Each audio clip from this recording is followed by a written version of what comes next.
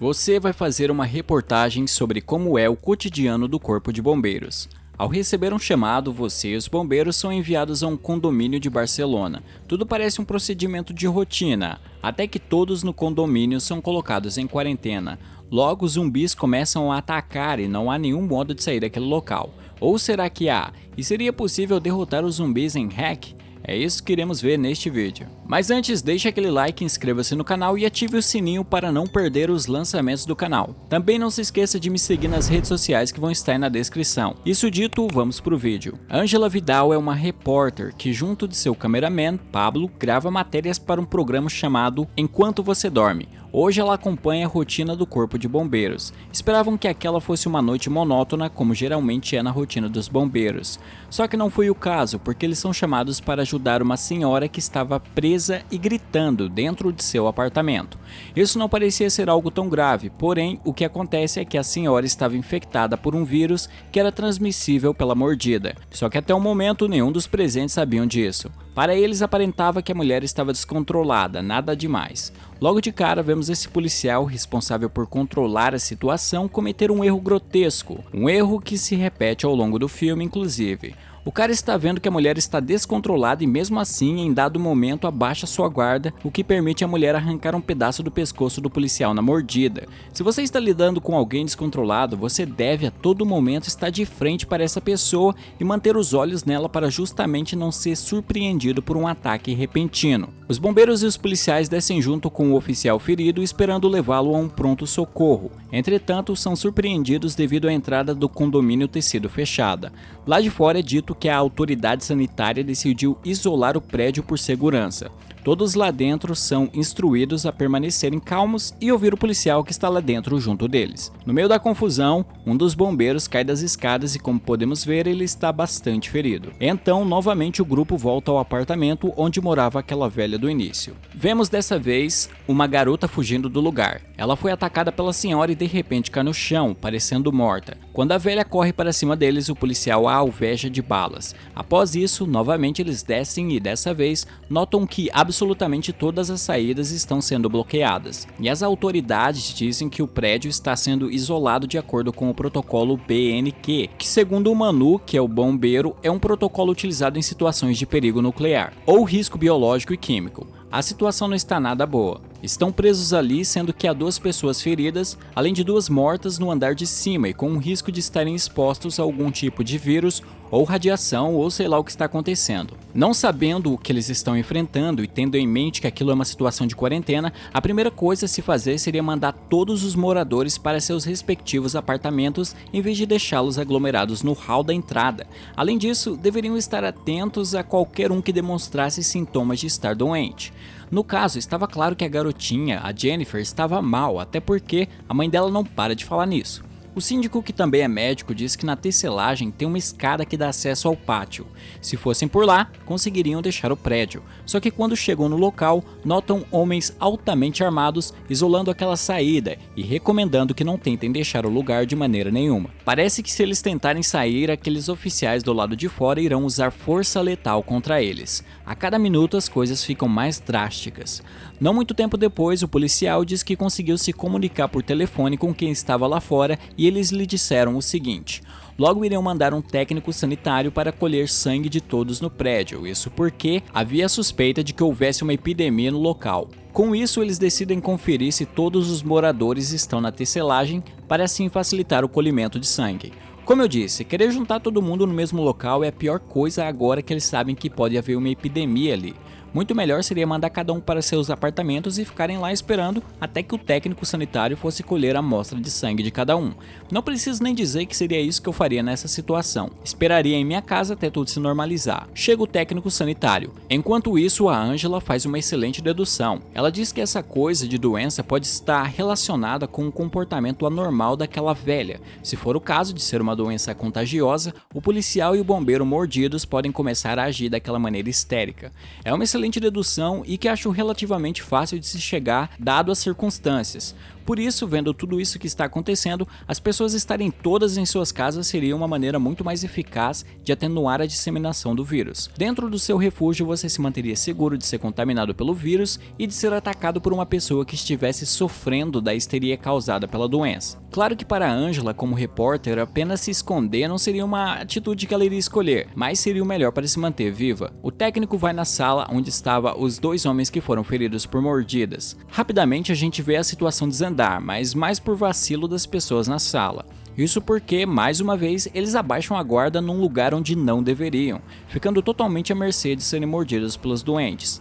Aí começa aquela correria, só que o médico acaba sendo mordido e deixado para trás. Já o bombeiro, o policial, a Angela, o técnico e o cameraman conseguem escapar e fechar a tecelagem para que os infectados não possam atacá-los. Confrontado por todos, o técnico sanitário não vê alternativa senão contar exatamente o que está se passando ali. O homem diz que tudo começou com um cachorro enviado a uma clínica veterinária portando um vírus desconhecido. Logo, o cão entrou em coma, mas poucos minutos depois voltou, apresentando uma agressividade descomunal, a ponto de atacar outros cães da clínica. Depois disso tudo, tiveram que sacrificar o cão, e as informações do cachorro indicavam que ele era desse prédio. Acontece que esse cachorro era da garotinha Jennifer, que agora vemos doente. Logo, as pessoas percebem a conexão e o técnico pede para que a mãe da garota o deixe tirar uma amostra de sangue da menina para ver se ela estava infectada ou não.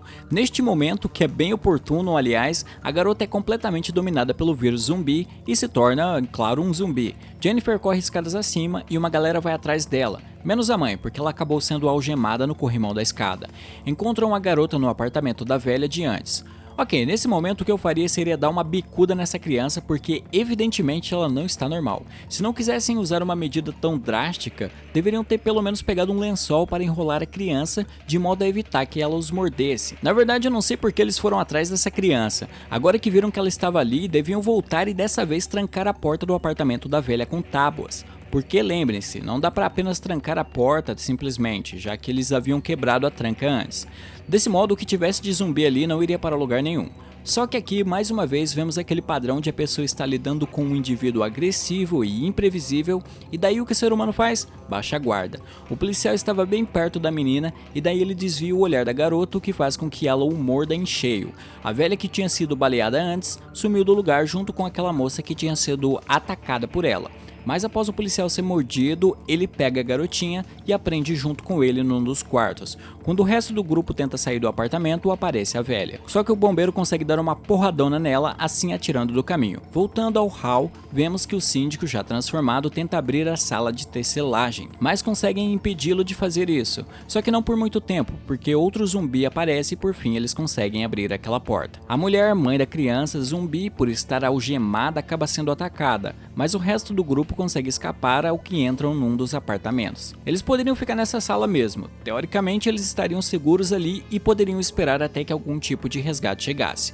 O grande problema é o seguinte: será que eles poderiam confiar nas autoridades?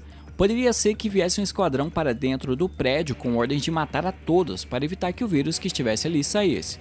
Talvez a única alternativa para eles sobreviverem seja achar uma saída para deixarem aquele condomínio de uma vez por todas. Sendo ou não essa a melhor escolha, eles são obrigados a fazer isso, porque o técnico sanitário foi infectado. E apesar dele se prender numa sala para proteger os outros, é óbvio que aquele lugar não o irá segurar por muito tempo. Felizmente aparece uma solução. Este morador fala de uma possível saída se eles irem pelo esgoto. Primeiro eles precisariam ir até a tecelagem. Lá haveria um porão, o qual daria acesso ao esgoto. Parece um bom plano, mas há 3 problemas. Número 1. Neste porão há uma porta blindada. Para passarem por ela, precisariam das chaves do síndico. Ok, isso pode ser fácil de solucionar, afinal este morador deve saber onde o síndico mora. Ih, caramba, ele acabou de ser atacado pelo técnico zumbi. O cara ficou justamente no ponto que permitiu o técnico ter agarrado ele. Que coincidência, hein? E justamente o cara que poderia dar a resposta que eles precisavam foi atacado. Talvez eles ainda pudessem perguntar ao cara qual era o apartamento do síndico, né? Mesmo ele sendo atacado, ele poderia falar: ah, é aquele apartamento sei lá o quê. Mas enfim, eles ficaram tão assustados que nem pensaram nisso. Tudo bem, vamos passar aos 2 outros problemas.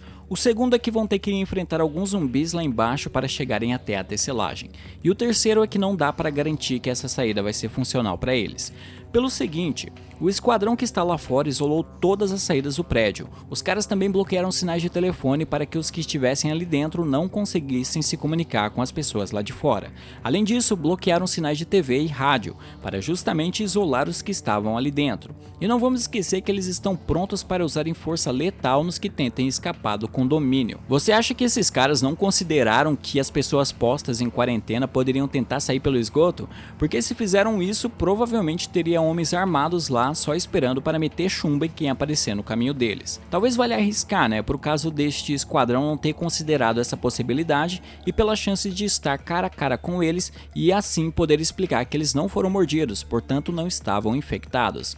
Mas será que esse esquadrão estaria disposto a confiar na palavra dos indivíduos postos em quarentena? Será que eles não pensariam que matar alguns para salvar milhões seria uma troca justa? Enfim, eu não sei se sair pelo esgoto pode ser a melhor saída. Encontrar um outro quarto onde poderiam apenas esperar pelo que fosse acontecer é uma outra possibilidade. Se escondessem num apartamento seguro, estariam a salvo dos zumbis. Agora, do esquadrão que eventualmente entraria ali, não dá pra saber. Eu acho que apostaria minhas fichas em ir pelo esgoto, mesmo sabendo que poderia me lascar. Se conseguisse de fato fugir por ali, eu iria para os noticiários falar tudo que vi e nesse momento ficaria intocável, porque se o governo tentasse sumir comigo, isso chamaria muita atenção. Principalmente se tratando da Angela, ela tinha todas as provas que precisava para corroborar seus relatos e tudo gravado em vídeo. Saindo dali, ela estaria a salvo tanto dos zumbis quanto do governo. Com esse tiozinho sendo atacado, restam agora apenas o bombeiro, a Angela e o cameraman. Eles decidem ir para o porão, mas tem um problema. Vão precisar da chave do síndico. Antes, quando estavam montando aquela lista para a coleta do sangue, todos os moradores, incluindo o síndico, tinham dito onde moravam. O problema é que ninguém ali lembra qual apartamento o síndico disse que era dele. Mas para solucionar isso é simples, basta eles verem a fita, né? Porque tudo havia sido gravado. Assim, se o cameraman voltasse à gravação, poderiam ver o momento que o síndico fala qual é o apartamento dele. Só que nenhum dos três pensou em fazer isso. Em vez disso, Angela diz para eles irem até o hall, ver na caixa de correios qual o número do apartamento do síndico. Isso também funciona, mas é bem mais arriscado do que simplesmente ver a fita e ir direto para onde o síndico morava. Nesse caminho de descer escadas e depois subir, acabam sendo atacados por vários zumbis. Se todo mundo tivesse ficado em seus apartamentos desde o começo, não haveria tantos zumbis para todo lado. Mas enfim, nessa corrida o bombeiro fica para trás e agora resta apenas o cameraman e a Angela. Eles conseguem pegar as chaves que precisam, mas não dá para irem até a tecelagem. Simplesmente tem zumbis demais no caminho para que eles consigam passar por eles. Sem alternativas, os dois sobreviventes vão até a cobertura e ficam lá. Antes foi dito que esse lugar estava abandonado há um bom tempo, então teoricamente aqui seria seguro. Mas vemos nas paredes um monte de recortes de jornal sobre a possessão de uma garota chamada Tristana Medeiros. É aí que percebemos que o vírus que está se espalhando pelo prédio é uma espécie de vírus demoníaco que teve como primeiro hospedeiro a menina Tristana, que infectou outras pessoas. Este lugar pertencia a um padre que parecia estar pesquisando uma vacina para a doença. Isso a gente percebe pelo pouco que ouvimos das gravações. E todas essas informações serão bastante relevantes para solucionar o problema do vírus zumbi demoníaco. Mas isso depois, porque para fazer isso, Angela e seu cameraman precisam sair desse local vivos. Naquele lugar, de repente, a porta do alçapão cai do nada. Na boa. Isso é uma parada que eu não iria investigar. Eu fecharia a portinha do alçapão, ficaria no lugar onde vi que era seguro e iria esperar pelo esquadrão entrar ali dentro. Quando eles chegassem, eu ia dizer que saberia como acabar com toda aquela parada e assim tentaria comprar minha proteção. Ou ainda, eu iria até a porta, daria uma espiada lá fora, né, para ver se as coisas estavam mais calmas e quem sabe tentaria ir até a tecelagem para chegar ao esgoto e sumir daquele lugar de uma vez por todas. Eu acho que as informações que eu teria agora poderiam me manter vivo se encontrar os policiais lá fora, mas havia a possibilidade de dar merda também. Ainda assim, uma coisa que eu certamente não faria seria ficar explorando aquele lugar sem nenhuma arma. Mas é justamente isso que Angela e o cameraman vão fazer. E acaba que eles dão de cara com a garota Medeiros, que agora está completamente demoníaca. Essa criatura é muito bizarra e eu não sei como sem armas seria possível enfrentá-la. Talvez eles pudessem ter criado um fator de distração ali, jogando um objeto numa direção aleatória para que pudessem fazer essa criatura ir o mais longe possível deles. E assim, naquele breu, poderiam usar a luz noturna da câmera para encontrar a saída. Essa é a única alternativa, mas de qualquer modo, Angela e seu cameraman acabam sendo finalizados pela garota demoníaca Medeiros. Bom, este foi como derrotar Hack. Se você curtiu e ainda não deixou o like nem se inscreveu, faça isso agora, pois ajuda demais o canal. E por esse vídeo é isso, a gente se vê no próximo e tchau!